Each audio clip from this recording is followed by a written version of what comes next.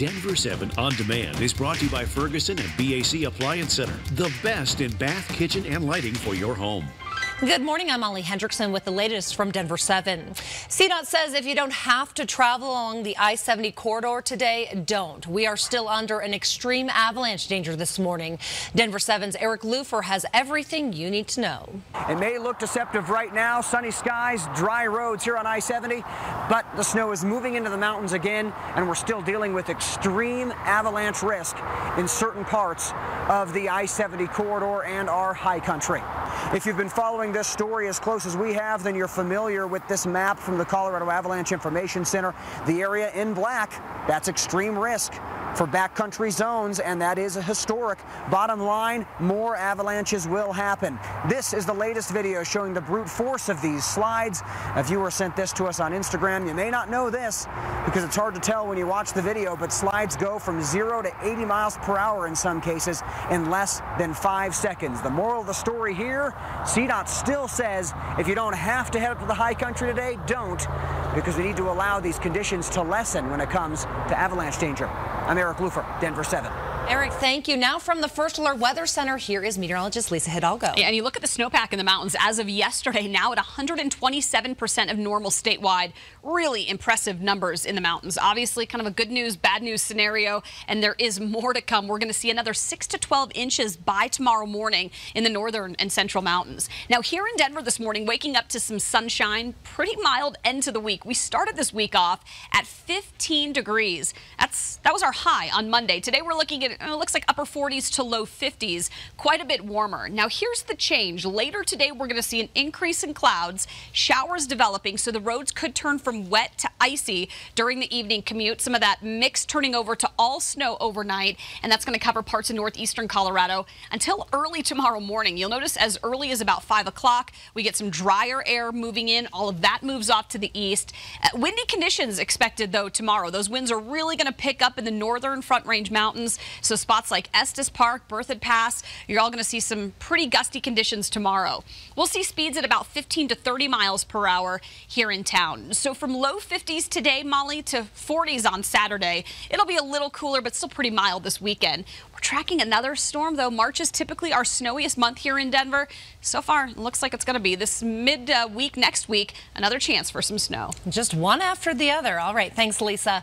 Today, presidential candidate and former Colorado Governor John Hickenlooper starts getting his name out there to a national audience. He heads to Iowa for 2 days of campaigning before heading to Austin on Sunday for South by Southwest.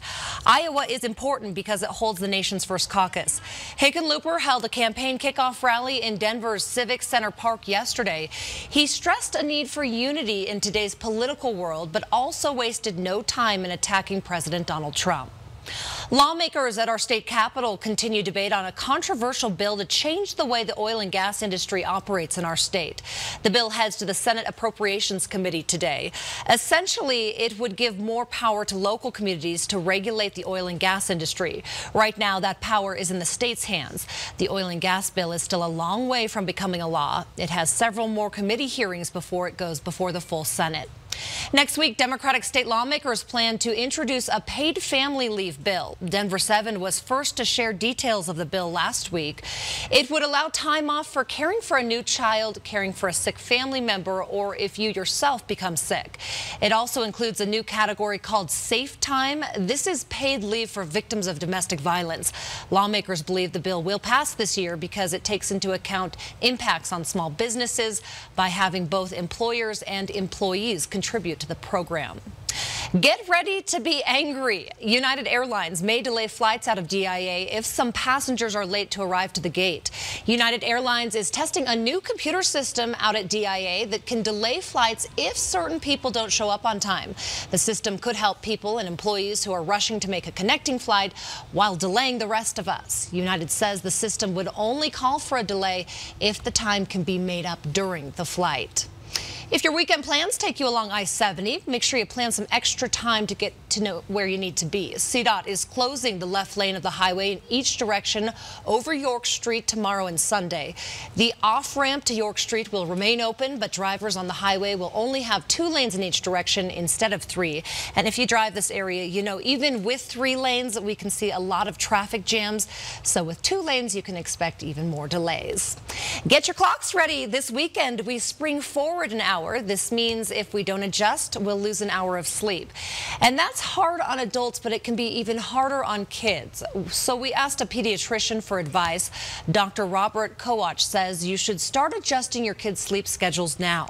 Getting them up like 30 minutes earlier and putting them to bed 30 minutes earlier and kind of walk, do that Friday, Saturday, and Sunday. Dr. Kowach says use light to help yourself and the kids. Open up the blinds in the morning on Monday when that sun comes up, and reduce your screen time and lights at night to help shift your sleep pattern. Tomorrow is your last chance to check out a truly Colorado winter spectacle, although conditions in the mountains could impact your plans. Tomorrow is the final day the Dillon Ice Castles will be open. The castles are built using hundreds of thousands of icicles. We checked, there are still tickets available for tonight and tomorrow. Just make sure to check those conditions to make sure you don't get stuck in any heavy snow. This has been your Denver 7 On Demand update. Thanks for joining us, and make sure you check back here for another update and download the free Denver 7 app for breaking news and alerts. Happy Friday.